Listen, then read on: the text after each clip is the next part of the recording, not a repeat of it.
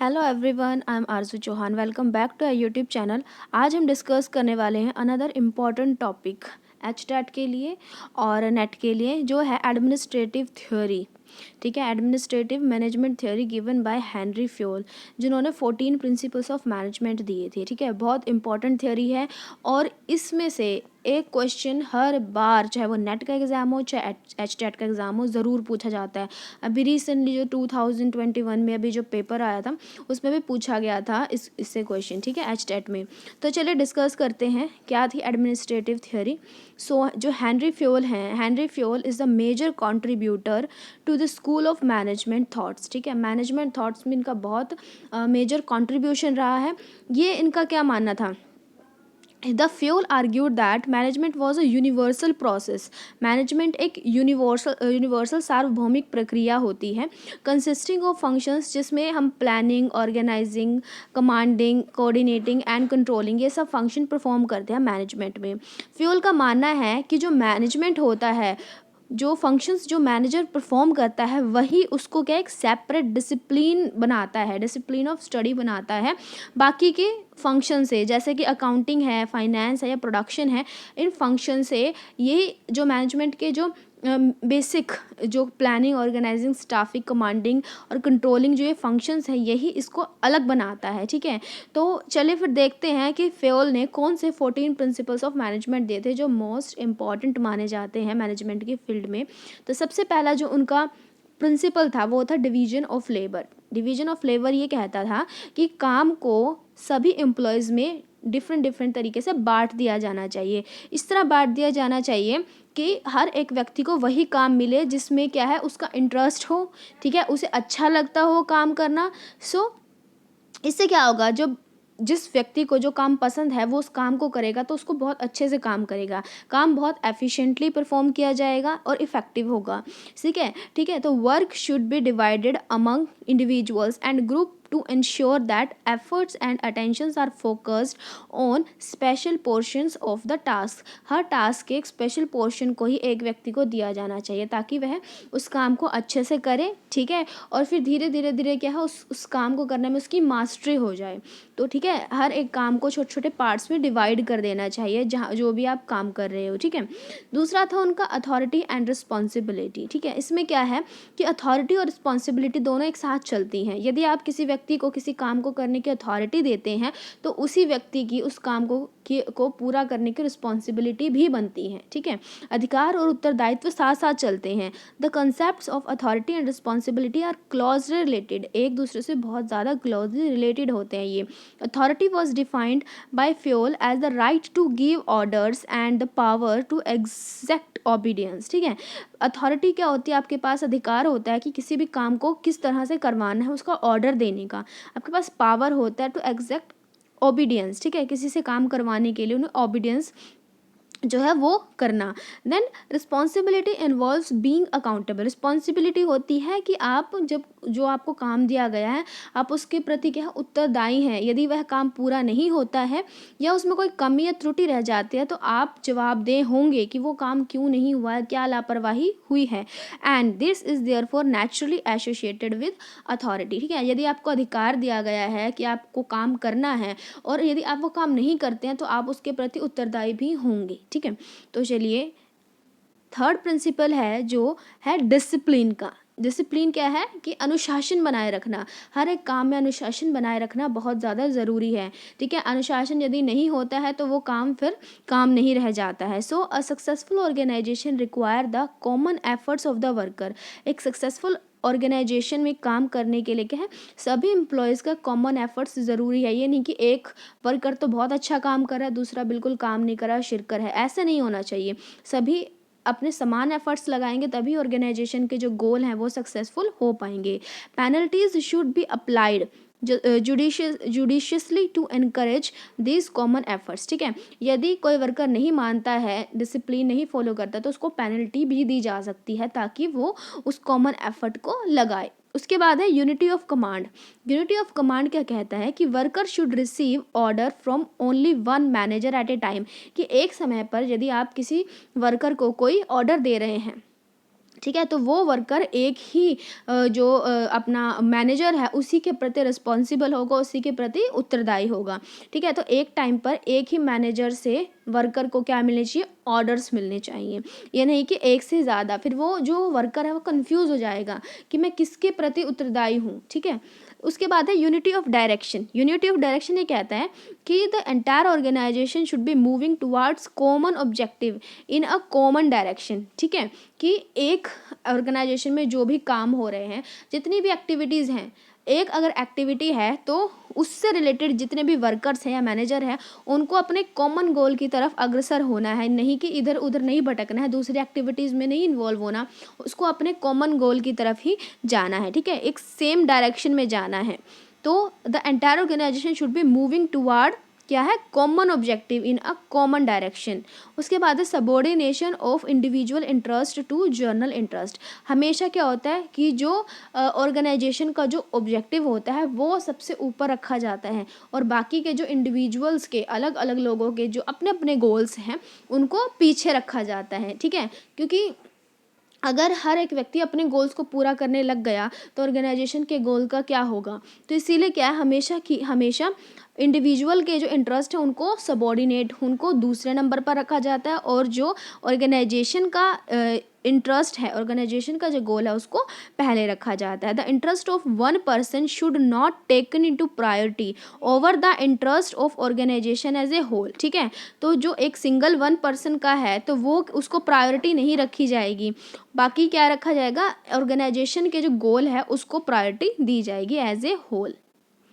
उसके बाद है हमारा 7th, वो है रेमुनरेशन। ठीक है, जो पारिश्रमिक दिया जाता है एम्प्लॉयज़ को। So many variables such as cost of living, supply of qualified personnels, general business conditions and success of the business should be considered in determining workers rate of pay. कि आप जो भी वर्कर या employ को higher कर रहे हैं तो उनको जो आप सैलरी देंगे वो कॉस्ट ऑफ लिविंग की, उसके जो बेसिक नीड्स हैं, बेसिक खर्चे हैं वो पूरे हो पाएँ। ठीक है, और जो वो क्वालिफाई है, जितनी उसकी क्वालिफ़िकेशन है उसके अकॉर्डिंग ही उसको वेज या उसको सैलरी दी जानी चाहिए। और जो आपके बिज़नेस की जर्नल कंडीशंस है, यदि आपका बिज़नेस ग्रो कर रहा है, काफ़ी अच्छे प्रॉफिट्स हो रहे हैं आपको, तो आपको उस हिसाब से जो एम्प्लॉय हैं उनको सैलरी देनी चाहिए। ना तो बहुत ज़्यादा देनी चाहिए, ना ही बहुत कम कि वो अपना गुजारा भी ना कर पाए। तो क्या है, हर एक चीज़ को ध्यान में रख करके फेयर रेमुनरेशन दिया जाना चाहिए। ठीक है, एंड शुड बी पे consideration in the workers rate.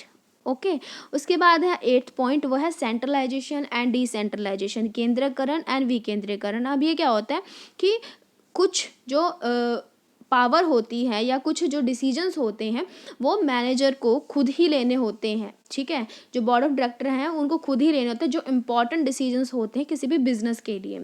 तो वो पावर तो वो अपने पास रखें, बाकी जो डे टू डे के जो नॉर्मल डिसीजंस लेने हैं या फिर जो भी इतने ज़्यादा इम्पॉर्टेंट नहीं हैं, तो उन डिसीजंस को आप अपने सबॉर्डिनेट्स को सौंप सकते हैं कि वो आपके बिहाफ पे डिसीजन ले लें। तो इसको हम कहते हैं डिसेंट्रलाइजेशन। सेंट्रलाइजेशन मतलब होता है अपनी पावर को एक सेंटर में रख देना, खुद ही कंट्रोल करना। डिसेंट्रलाइजेशन मतलब होता है अपनी पावर को अपने सबॉर्डिनेट्स में इस तरह से क्या कर देना, विकेंद्रित कर देना, बांट देना, ताकि डे टू डे के जो काम है वो स्मूथली चलते रहें। ठीक है, so Fayol defined as lowering the importance of the subordinate roles, decentralization is increasing the importance. ठीक है, जब हम सेंट्रलाइजेशन की बात करते हैं तो उसमें होता है कि आप अपने सबॉर्डिनेट्स को क्या है, लोअर कर रहे हो, थोड़ा सा कम कर रहे हो उनके रोल को, क्योंकि सारे डिसीजंस तो आप ही ले रहे हो, मैनेजर्स ही ले रहे हैं, बोर्ड ऑफ डायरेक्टर्स ही ले रहे हैं। बट डिसेंट्रलाइजेशन में आप उनके जो इंपॉर्टेंस है उनको बढ़ा देते हो। सो the degree to which centralization or decentralization should adopted on the specific organization which the manager is working। ठीक है, तो जैसे भी आपको सिचुएशन लगती है, आपके ऑर्गेनाइजेशन का जैसा भी स्ट्रक्चर है उसके अकॉर्डिंग क्या है, आप सेंट्रलाइजेशन या डिसेंट्रलाइजेशन को अपना सकते हो। उसके बाद है हमारा 9th पॉइंट, जो है स्केलर चेन। ठीक है, अब स्केलर चेन क्या कहता है, the chain of superior ranking from ultimate authority to the lowest rank. इसमें क्या होता है कि जो अथॉरिटी और रिस्पॉन्सिबिलिटी होती है ना, चेन में चलती है। सबसे पहले बोर्ड ऑफ डायरेक्टर्स होते हैं, फिर उसके नीचे क्या है, धीरे धीरे धीरे धीरे सबॉर्डिनेट्स, ठीक है। बोर्ड ऑफ डायरेक्टर्स हो गए, फिर हमारे सारे मैनेजर्स, प्रोडक्शन मैनेजर हो गया, ठीक है, top level, middle level and lower level. इस तरह से क्या है, नीचे धीरे धीरे धीरे धीरे जो चेन है ऐसे चलती रहती है। तो इसमें क्या कहा गया है कि the manager in hierarchy are part of the chain like authority scales, ठीक है। each manager from the first line supervisor to the president possesses the most authority to the first line supervisor least. So power level of managers should always keep upper level and inform to their other activities.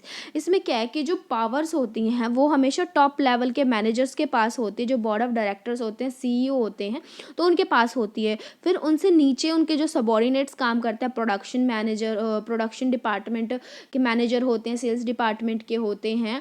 तो इस तरह से फिर उसके नीचे क्या होते हैं, सबॉर्डिनेट्स होते हैं, सुपरवाइजर्स होते हैं, उनके नीचे एम्प्लॉयज़ होते हैं। तो इस तरह से हायरार्की होती है ये।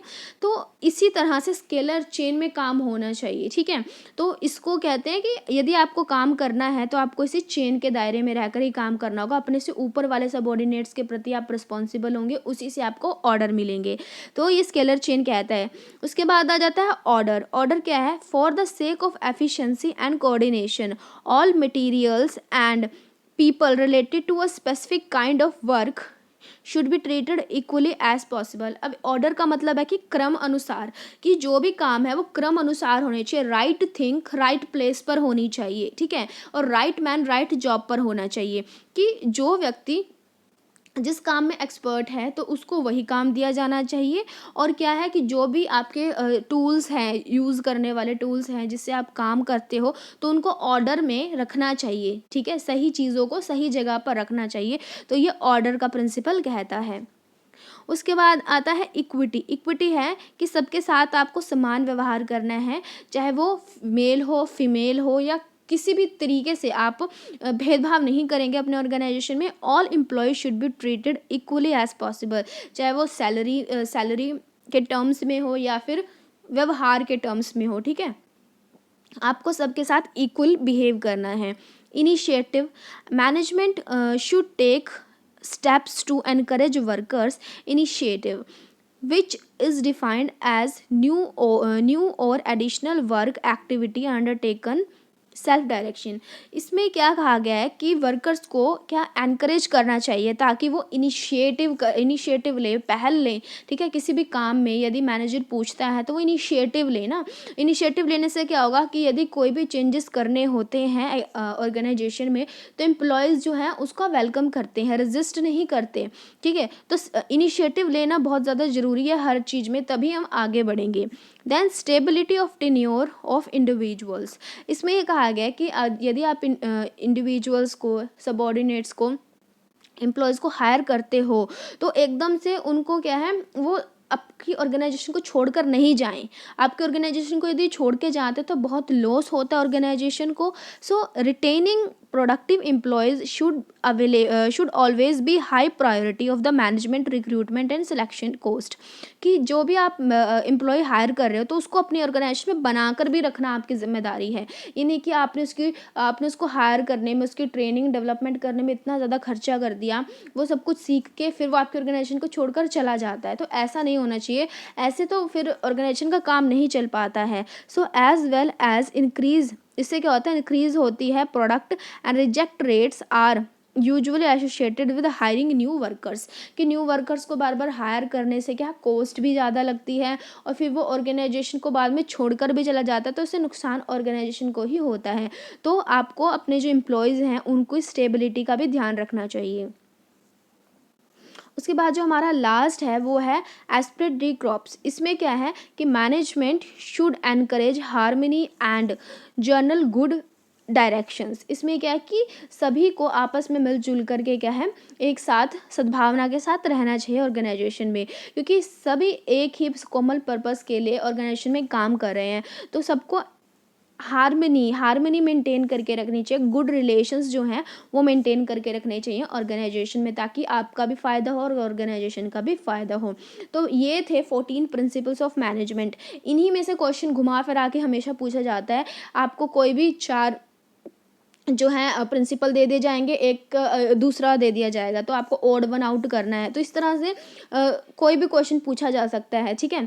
तो ये था हमारा administrative management theory given by Henry Fayol, जिसमें उन्होंने 14 प्रिंसिपल्स ऑफ मैनेजमेंट दिए थे। आई होप आपको समझ में आया होगा।